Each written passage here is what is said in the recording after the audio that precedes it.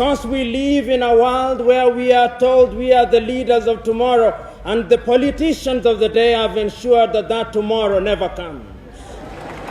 Let us today tell the politicians of the day that the tomorrow they have been talking about is today. Let it be on record that when the Fulani terrorists invaded Plateau State 7 months ago, after the massacre and the killings of over 100 persons, the CP of Plateau State and some military personnel said that they have arrested people who perpetrated that act. Up till now, we have not seen those people arrested. We didn't see it in any news that they were charged to court.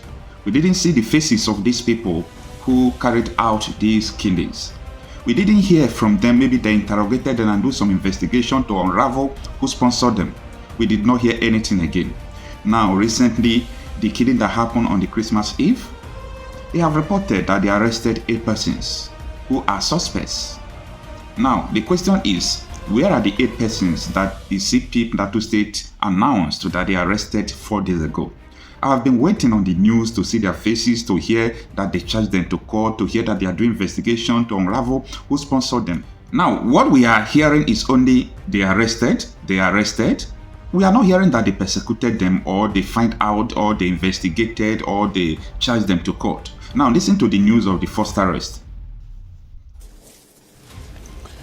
As residents of Plateau State grapple in the wake of a Tuesday morning attacks in Mangu local council area that has left a scores dead, the military authorities say the troops are on the trail of assailants, just as some suspects have been arrested.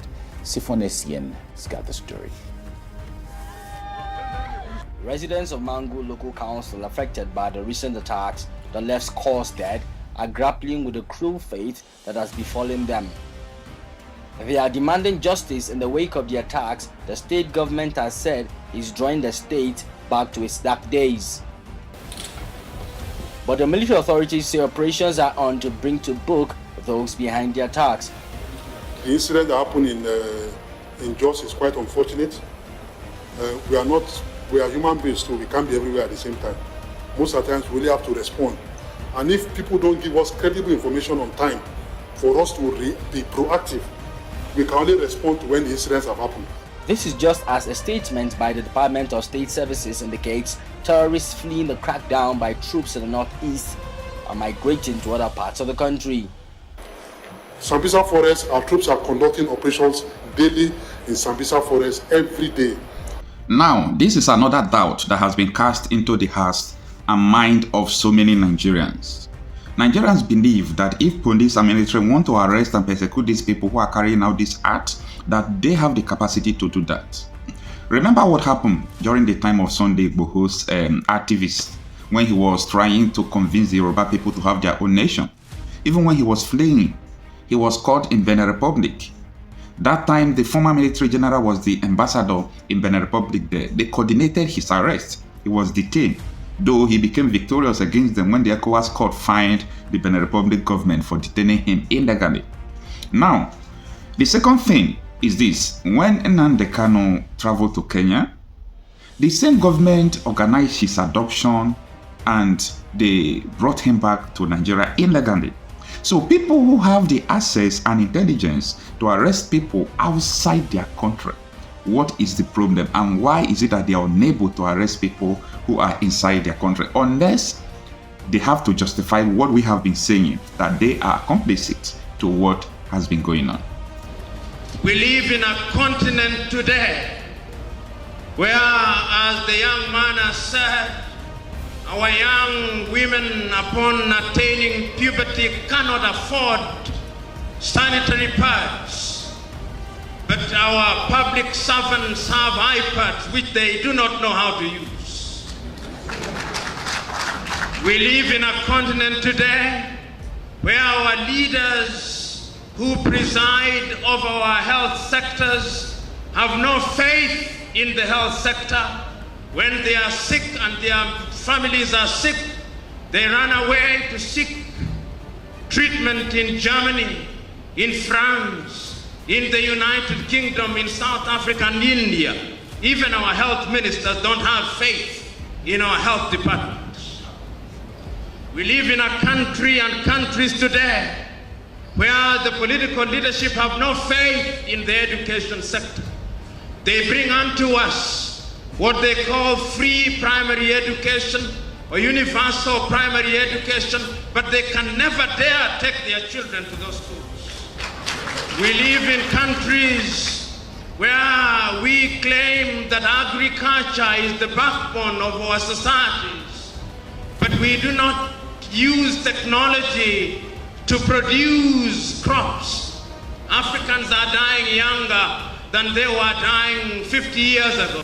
And I want to submit to you that corruption is the source of all these. I had the privilege of serving as the director of the Kenyan Anti-Corruption Commission. But it would appear that I did not understand my brief well. Upon being appointed, I assumed that my mandate was to go out there and fight the corrupt. But the truth was that I was not supposed to fight corruption. I was supposed to appear to be fighting corruption. Immediately, me and my team tried to fight corruption. The parliamentarians, in their wisdom and in my own view, in their lack of wisdom, used the occasion of the amendment of the law to disband the organization and to send myself and my 4 directors out of office. The history of anti-corruption crusaders in Africa is one and the same. Their mortality rate in office is very short. Before I was victimized, before my victimization, Nuhu Ribadu before me had been victimized in Nigeria. Before I was victimized, McCarthy had been victimized in South Africa and his scorpions disbanded. Before I was victimized, my equivalent in Malawi had been victimized. Before I had been victimized, my equivalent in Zambia had been victimized. It would appear that in Africa, if you serve your full term, it is because you have refused to fight corruption. So the question that we must ask here and now, on an occasion such as this, what must Africa do going forward?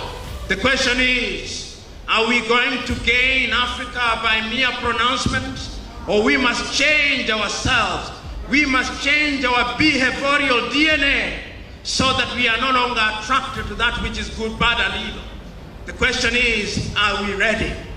The question is, do we say with our mouth what we do not believe in our hearts? The question is, are we going to wait for outsiders to tell us to do that which we ought to have done? The question is, are we prepared to sacrifice our lives for that which is good and right? The question is, beyond the comfort of Africana, are we going to roll up our sleeves and meet the poor and the desperate and the oppressed in Karamoja? The question is, are we ready? If you look at Africa today, how is it that our minerals are taken away from us?